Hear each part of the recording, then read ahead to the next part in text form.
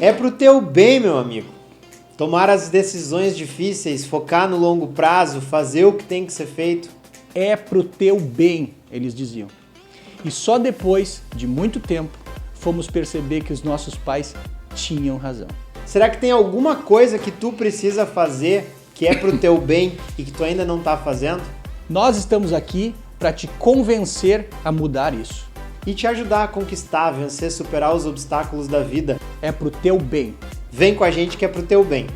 Seja muito bem-vindo a mais um episódio de É Pro Teu Bem, o podcast que dá uns pitacos sobre a tua saúde para tentar te fazer uma pessoa melhor. No nosso podcast com o Dr. Fernando Neves, alguns dias, semanas atrás, ele falou para nós que não existe um viciado que seja ex-viciado. Existe um viciado em abstinência. Será que isso se aplica também a doces? Bom, já vou deixar o meu viés bem claro aqui. A gente trouxe uma ex-viciada ou uma viciada em abstinência de doces para conversar com a gente um pouquinho sobre isso. Doutora Carmela Krebs, que é nossa amiga, é médica radiologista, mas que tem uma história de vida bem interessante para compartilhar com a gente. Seja muito bem-vinda, Carmela. Olá, pessoal. Vim contar um pouquinho da minha história e da minha relação com doces, que eu considero que eu sou uma viciada em abstinência. Apesar de eu estar 8 anos sem comer doce, a minha relação com doce sempre foi ruim e eu não me sinto segura para voltar a consumir. Então, eu acho que só essa minha insegurança em voltar a consumir doce já indica, né, que eu continuo talvez sendo viciada, mas em abstinência limpa há 8 aninhos já. Muito bom. Carmela, então conta para nós a tua história e a tua relação com os doces. Como é que isso começou? Como é que tu identificaste? Como é que tu conseguiste começar a superar? O pessoal sempre imagina, né, que quem tem problemas de doces vai ter problema com peso, né, ou com obesidade. E como é que isso começou na minha vida? Eu sempre fui uma criança magrinha, né, comia pouco e só comia bobagem. Só comia bolacha recheada de tarde, comia lá um pedacinho de carne no almoço. Só que eu sempre fui atleta, desde os 8 anos eu praticava patinação artística de competição, né, então eu era atleta de equipe de competição. Então eu passava tarde no ginásio, né? Então eu gastava todas aquelas porcarias que eu comia e eu não comia muito, né? Eu comia, né? A minha alimentação não era saudável para aquela idade, né? Eu tinha 10 anos, eu, né, vivia de bolacha recheada, mas eu também gastava muito aquilo ali, eu não pensava muito, né, no que eu estava comendo, enfim. Então isso nunca foi um problema. E quando é que isso passou a ser um problema? Com 16 anos eu fui fazer um intercâmbio, eu fiquei 2 meses no Canadá. E naquela época, assim, quem viajava para fora, quem ia fazer intercâmbio, assim, voltava meio gordinho. Isso a gente notava dos colegas, assim, né? Que iam para os Estados Unidos, ficavam 2 meses nos Estados Unidos e voltavam meio gordinho. E eu fui para o Canadá e lá era inverno, né? E lá eu também não estava mais treinando, né? Não estava gastando toda a energia que eu gastava. E voltei com 2 quilos a mais, se não me engano. 2,5, tipo, nada, né? Mas a minha calça estava apertada. Eu tinha 16 para 17 anos. E eu voltei do Canadá, não posso mais comer o que eu comia, agora preciso fazer uma dieta, porque eu preciso emagrecer esses 2,5 quilos que eu com 16 anos ganhei numa viagem, né? Então, se eu simplesmente não fizesse nada, voltasse a minha rotina, provavelmente esses 2 quilos tinham ido embora e a minha vida seguia normal. Mas aquilo ficou na minha cabeça, eu não posso comer doce, eu preciso comer salada e carne. Nunca tinha comido salada na minha vida, né, assim, de rotina. Então, não preciso agora fazer uma alimentação completamente diferente do que eu fazia. Só que eu tinha vontade de comer doce, eu comi minha vida inteira, bolacha, chocolate. E aí, aquela restrição me dava mais vontade, aí eu ia pro doce e cada vez eu comecei a comer mais doce e de uma forma não legal. Antes eu comia ali, eu nem sei quanto que eu comia, porque eu parava quando eu me sentia satisfeita. Eu perdi totalmente a saciedade e aquele comer virou compulsivo, né? E o que eu reclamava muito em casa, né? Eu namorava com meu pai, com a minha mãe, com meu irmão, né? Eu dizia, mãe, não compra mais doce, porque eu quero emagrecer e tu enche a casa de doce. Ela dizia, minha filha, tem mais gente morando nessa casa, né? Não é porque tu não pode comer doce que o resto do mundo também não vai comer. E eu comecei a culpar muito a minha mãe por isso, né? Porque, pô, eu não estou conseguindo porque minha mãe enche a casa de doce. A minha mãe tinha que esconder o doce, né? Eu comia latas de leite condensado. Assim, o meu nível de adição ao açúcar era uma lata de leite condensado, era uma unidade. Eu abria a lata e comia uma lata inteira. A minha mãe, ela escondia as latas de leite condensado dentro das panelas.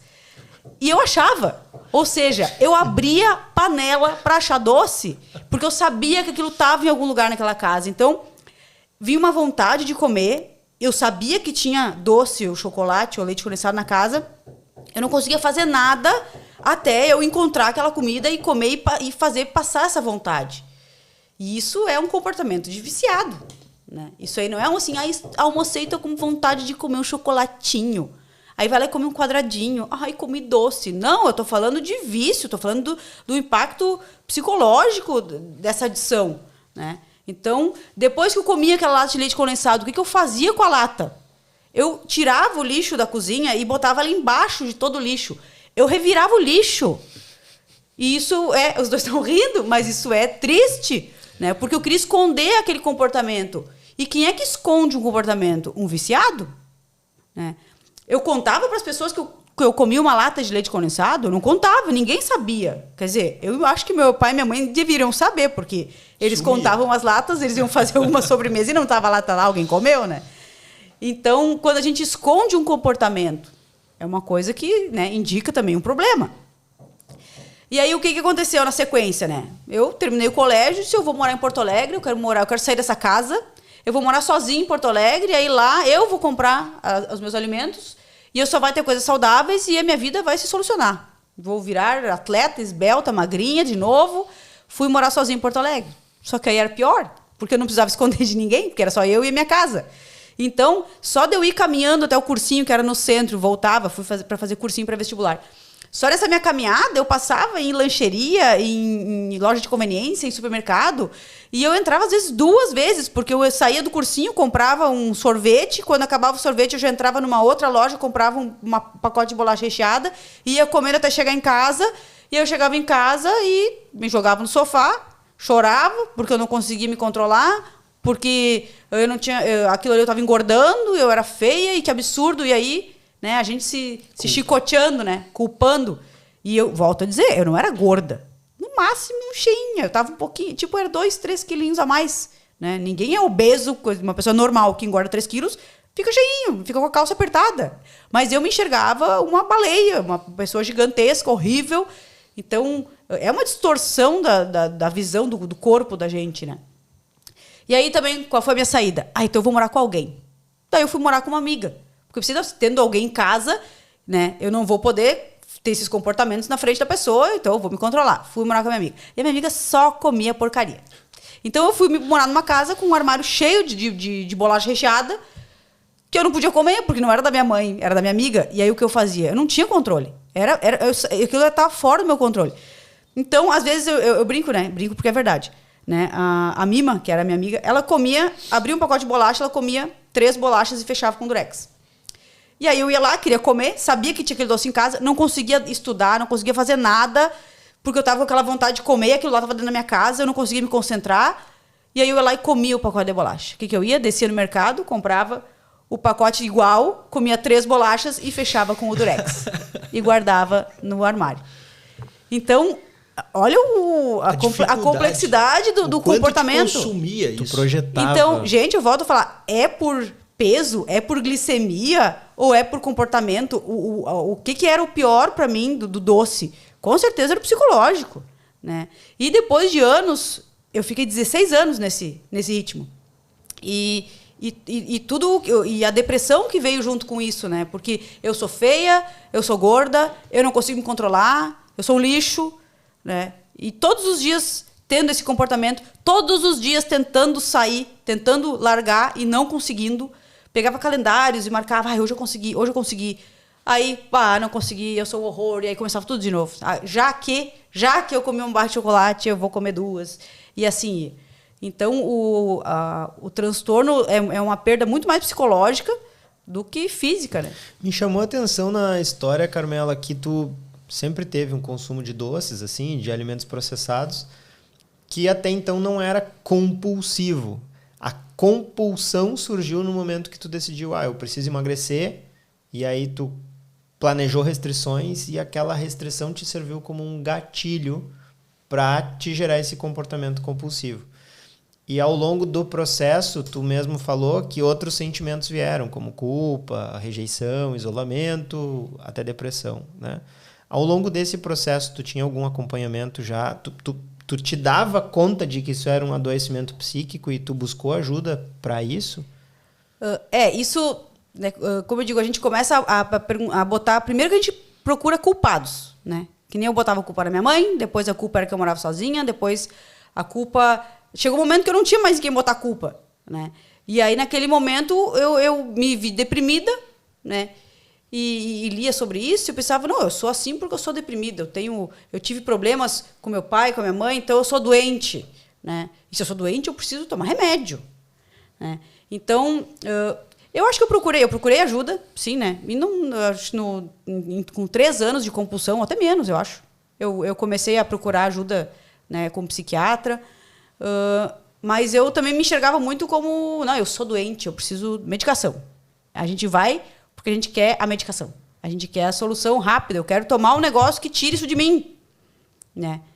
E eu levei anos para me dar conta que ninguém vai tirar isso de mim. Isso aí vai sair à força. Eu vou ter que fazer muita força para tirar isso de mim, né? E hoje eu vejo não só com a compulsão, mas também com o emagrecimento. As pessoas não querem fazer força, tipo, se alimentar bem, né? Vencer aquela vontade, levantar para fazer atividade física, dormir bem. Eles querem o remédio, né? Eu não consigo sozinho, eu preciso de uma fórmula mágica. Eu pago quanto for por ela. Sabe? As pessoas estão pagando para fazer o que elas deveriam fazer sozinha, mas exige um esforço tão grande, e é grande, porque não foi fácil, né? Hoje até está mais tranquilo para mim. Mas foi horrível. Eu consegui ficar esses 8 anos sem doce. Depois de 16 anos, entendo que não foi lá 1, 2, 3 anos, foram 16 anos, todos os dias, com essa mentalidade, com esse comportamento. E ao longo desse processo, alguém alguma vez te deu um diagnóstico relacionado à compulsão alimentar? Tipo assim, Carmela, tu tem binge eating disorder, tu tem uma compulsão alimentar, tu tá viciada em alimento. Alguém te classificou em algum momento para que tu pudesse entender isso? Eu acho que não exatamente. Eu li muito, né? Eu sou médica, então, né, eu estudava também na parte da psiquiatria e eu buscava muito entender o que estava acontecendo comigo, né? Qual era o meu problema. Eu nunca tive vômitos, então eu não tinha bulimia. Eu não tinha anorexia, porque eu me via, eu tinha uma distorção do meu corpo, não me enxergava gorda, sendo que eu não estava, que é uma visão da anorética, né? Ela tá magra, mas ela se vê gorda. Eu tinha essa distorção, mas eu não ficava sem comer, assim, né? Não conseguia, né? Eu até fazia exercícios para gastar o que eu tinha comido, que é um comportamento como é que é? De compensação, que daqui a pouco o vômito é como se fosse o vômito. Mas não chegava também a ser um nível, assim, de passar horas numa academia para gastar o que eu tinha comido. Eu tentava, mas eu também não tinha. E aí eu encontrei esse diagnóstico, mas eu acho que nunca me deram ele, assim, tu tem binge eating, que é o comer compulsivo, né? Acho que eu mesmo que me encontrei nesse diagnóstico nos meus estudos ali, né? Eu como estudante de medicina na época, né? E para quem conhece um pouco da tua história, eu sei que tu foste atleta de alto rendimento. Tu foste campeã de patinação, tu levava o esporte muito a sério. E tu identificas que em algum momento isso prejudicou o teu rendimento no teu esporte? Com certeza. E até eu digo, quem me conhece sabe que eu sou determinada e que o que eu quero eu faço e faço bem feito. Então, desde pequena, eu sempre fui atleta, fui campeã brasileira, fui vice-campeã sul-americana de patinação. Então, eu treinava muito, né, ia para competições de seleção brasileira. E com certeza esse comportamento me atrapalhava, porque imagina, eu tinha que treinar às 7 da noite, às 6 horas da tarde, que era meu horário de compulsão, eu comia 2 barras de chocolate. Como é que eu vou treinar, né, saltar, girar, colocar o meu corpo ali no limite com a barriga cheia de porcaria, né? E o contrário também, né? Quem acompanha aqui já, eu digo, quem acompanha o Dr. Will sabe que a questão da glicemia, no momento que tu come um monte de doce, a tua glicemia vai lá para cima e depois volta a hipoglicemia, né? A glicemia sobe, aí vem o pâncreas, mete insulina, daqui a pouco a glicemia cai.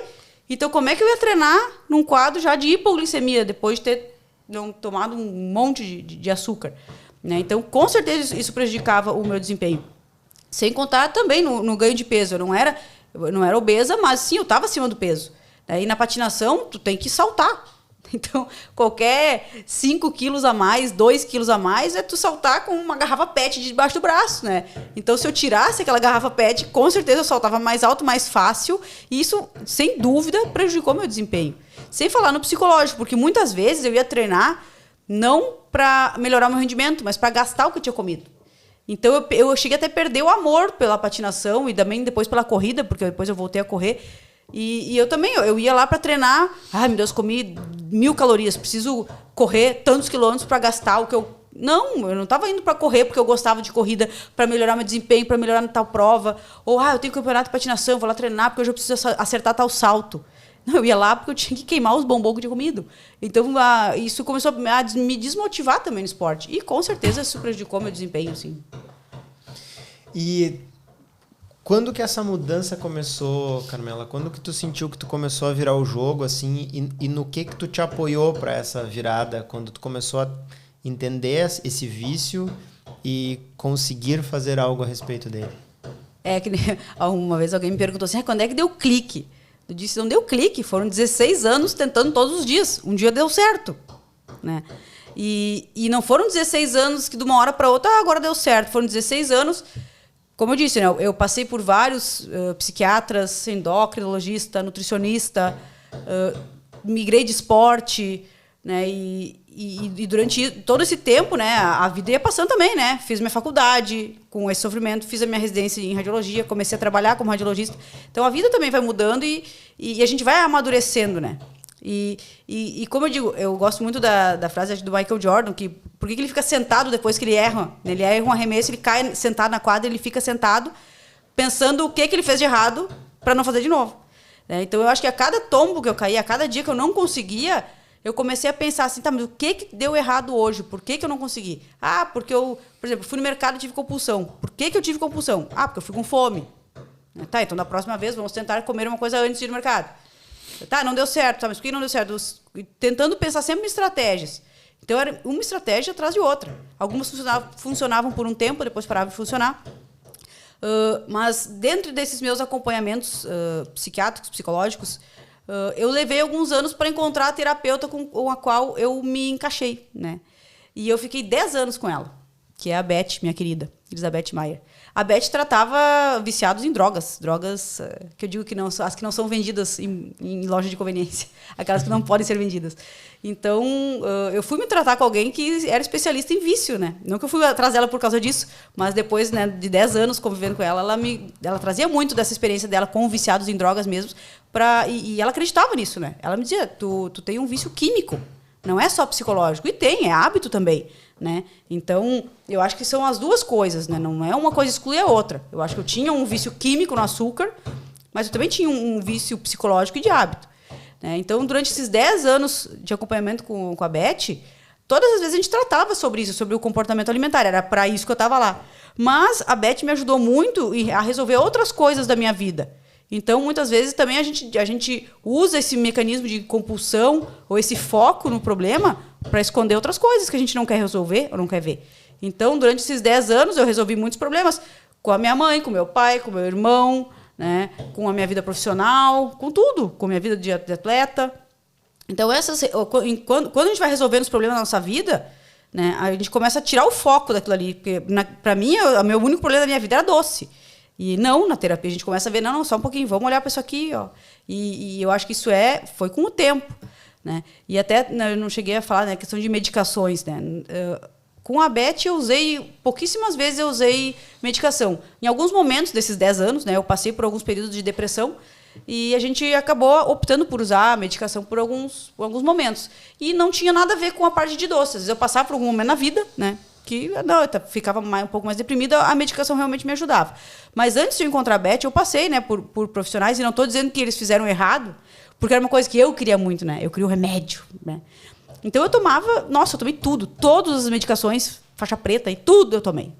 Sei lá, Venlafaxina, topiramato, bupropiona, carbamazepina, todos os remédios que tem na lista aí, que tinha até então, eu tomei. E não me ajudava, porque na época eu não estava afim, eu achava que não era aquilo ali que ia me salvar. Não, o remédio não está funcionando. Bota mais um. Não está funcionando, troca o remédio. Mas eu estava fazendo atividade física, eu estava tentando resolver os problemas da minha cabeça, né? Eu estava tendo a paciência, né, que leva para solucionar o problema. Não, talvez eu não tivesse maturidade para isso. Eu tinha lá meus 20 e poucos anos, 30. Hoje eu estou com quase 40, né? Estou com 39.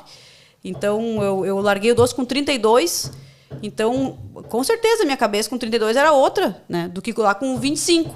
Então, também é difícil, né? Tu lidar com isso lá quando tu tá mais jovem, né? Então, com certeza, a maturidade também me ajudou. Então, não teve um clique, não foi uma coisa de uma hora para outra. Que nem eu disse, eu larguei o doce com 32 anos, eu tinha isso desde os 16. Eu tinha passado metade da minha vida com compulsão, né? Desde que eu nasci até os 16, de boa, e depois a outra metade lutando diariamente com isso, né? Então, não é de se esperar que isso vai ser uma coisa rápida, que vai ser uma coisa fácil, né? Então, agora eu estou já há 8 anos, aí vamos para os próximos 8 para tentar virar o jogo, né? Ao longo desses 16 anos de tentativas, fracassos, aprendizados, o que tu classifica assim que não para te libertar do vício do doce, que tu tá livre há 8 anos, mas o que esses 16 anos te ensinaram nesses vai e vens assim para o que é a tua vida hoje? Que não dá para desistir. Era um tombo depois do outro. E isso eu sempre fui... Isso eu aprendi no esporte, né? Que nem eu digo, no esporte a gente perde muito mais que ganha, né? Numa competição de 20 pessoas, só um vai ganhar, os outros 19 vão perder. E no outro campeonato, um vai ganhar e os outros 19 vão perder. Então, o atleta, ele aprende que ele perde. E ele só vai ganhar se ele levantar e continuar. Então, talvez isso hoje é meio consciente para mim, mas talvez a minha vida de atleta tenha me ajudado nisso, de eu não desistir, né? De, hoje não deu, tá, beleza, vamos de novo. Hoje não deu, beleza, não deu. Aí, deu por um tempo, ganhei um campeonato. Aí, perdi de novo. Então, querendo ou não, isso era a minha rotina de atleta. Eu acho que o esporte, desde pequena, me ensinou muito sobre isso. E talvez tenha me ajudado também, né? Nessa vitória agora. Né? E ainda é um esforço, Carmela? Tu ainda controla a exposição? Hoje não é nada. Não tem, zero esforço hoje. Zero. Isso é incrível. Porque quando eu estava no meio do furacão, a Beth me dizia... Tu consegue, eu tenho várias pacientes que conseguiram. É impossível na cabeça de quem é viciado. É impossível. Eu tá do lado de uma mesa de doce sem ficar transtornada. É impossível. E eu consegui. E, claro, né, as pessoas também me perguntam como é que é isso? Tu ainda tem vontade? Quanto tempo tu levou até? Né? Sim, os primeiros, 3 meses é horrível. É assim, é de tu se enjaular em casa, é de eu me trancar no quarto, não me trancar, né? Mas assim, eu quero comer doce, eu não consigo fazer nada, eu não vou comer, me deito na cama, surro o travesseiro, choro, berro, mas eu não como doce. É que nem, já viram, sei lá, mas a gente vê em vídeos, né, em filmes, viciado em droga, trancado, é assim. É de ficar, é químico. É de tu se segurar, não. Mas eu não consigo fazer nada, então não faz nada. Fique sentado e espere até a próxima refeição, que vai ser isso. Não vai ser doce. E fica ali. Ou uma coisa que me ajudou muito também foi a redução de dano. Né? Não, eu não vou comer doce, mas eu quero muito comer, eu tô com compulsão. Eu comi um saco de pão com requeijão, que para mim era salgado e não me desencadeava tanto aquela compulsão no outro dia. Me acalmava e no outro dia eu não tinha mais tanto aquela vontade de doce. Então, eu fui também...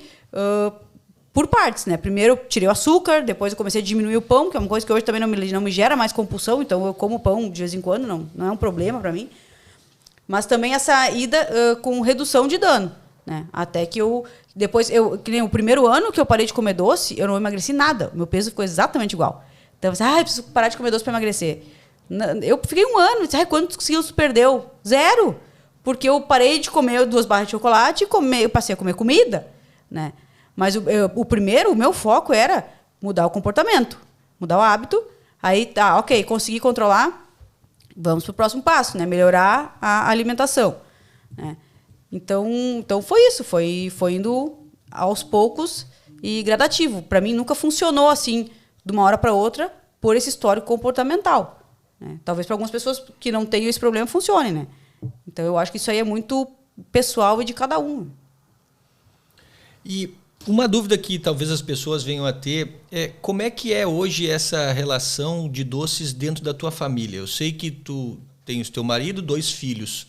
Como é que é eles com os doces e na tua presença? O meu marido, ele tenta não comer na minha frente, né? Como se fosse... As pessoas, né? Às vezes ficam meio constrangidas. Não vou comer na tua frente. Hoje pode comer, né? Eu digo, até o primeiro ano foi difícil. No segundo ano em diante... tem ficado mais fácil. Hoje, se tem alguém comendo doce na minha frente, eu nem enxergo o doce. E eu nunca imaginei que isso fosse acontecer. Eu nem sei se tem doce ou não tem doce no lugar onde eu tô. E antes eu entrava, a primeira coisa, ai, tem doce. E eu sentava de costas. No restaurante, na hora da sobremesa, eu ia pro banheiro. Com licença, eu vou no banheiro. Ficava no banheiro esperando. A galera comia a sobremesa e eu tava no banheiro esperando. Né? E daí depois eu voltava, a pessoa já tinha comido. Eu não conseguia ficar ali na mesa. Era horrível para mim.